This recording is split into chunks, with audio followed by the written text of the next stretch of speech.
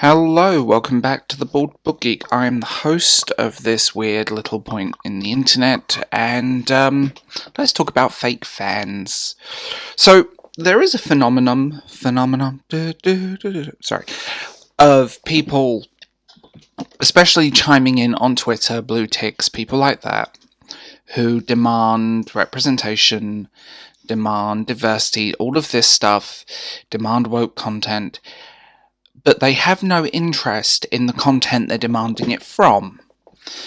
And I'm all for representation and diversity in a natural context. I don't like forced diversity or representation because 99% of the stuff we're seeing now is tokenism. And I think that's absolutely repugnant and talks down to the audience. But I'm seeing a lot over the Lord of the Rings on Amazon and these fake Tolkien fans. And I've seen people, I'm not going to give credence to this person, but there was an article last year called Why Tolkien Fans Black People Exist, and it was the most ridiculous clickbait. It was almost comical. But what makes me laugh, if you knew anything about Tolkien, letters he wrote, opinions, so on, you would know that he isn't a racist.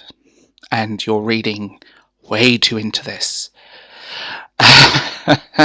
Just check out the letters he sent, his reply to the German publisher. Fascinating, and when so much sarcasm and cynicism, it's brilliant.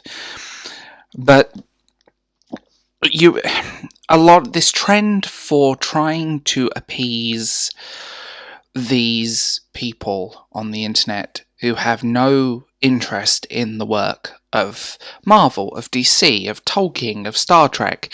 They have no interest in it, but they want to sit on their pet platform and scream about it, and then attack people when it doesn't do well, when it is super air quotes woke. Oh, the cis white men are evil. As a cis white guy, I'm apparently not allowed to have an opinion, which frustrates me. And as a gay man in my 30s, I may as well be invisible, to be honest. So, yay. But yeah, you have this whole mess of these people that are calling out for this stuff, but they have no interest in the media. They're not fans, they're fake fans. They are completely fake. And chiming back to that article on why Tolkien fans black people exist, is that it made me laugh because the only place she saw herself in the entire thing was the orcs. If you are so desperate for representation in media, and you go to the one thing that you think, which it doesn't, by the way, represents you, is negative, that says a lot about you as a human being, and a lot of your own issues coming forward there. I think we see this trend, we see this trying to appease these people.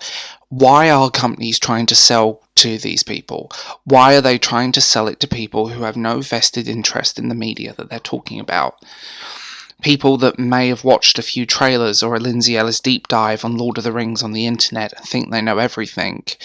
Or people that are not really people but lots of bots. The fake wokeness of Twitter is one of the most cringeworthy things of the 21st century, and the fact that now with sort of the death of Tumblr, all of this horrid, backstabbing, bitchy fakeness is kind of reactionary content, hot takes, is now flooding Twitter. So we're back at Tumblr 2014 style. Companies need to know who they're selling their product to, and don't take advice from Twitter. I don't take book recommendations from Twitter unless I know the person very well.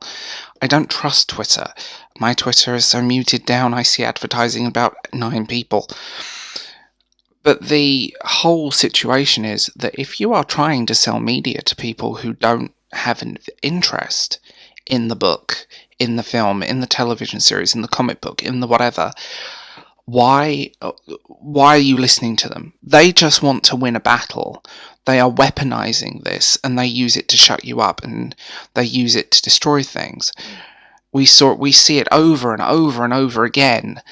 that people are so... it's parasitic, almost. It's like the black ooze of venom just crawling over everything. At the end of the day, companies need to realise who the fans are and sell to them, and not these morons with blue ticks and screaming on Twitter and all of that crap that has very little to nothing to do with Tolkien or anything. It's a fantasy world. It's this big thing, and Tolkien's a really rich world to explore, and without Tolkien we wouldn't have the fantasy that we have today, and I'm going to get in trouble for saying a lot of this stuff. But at the end of the day, if you have no interest in consuming this media, why the hell are you screaming about it on the internet? Maybe you need to go outside, read a book, touch some grass, get some fresh air, maybe take your medication.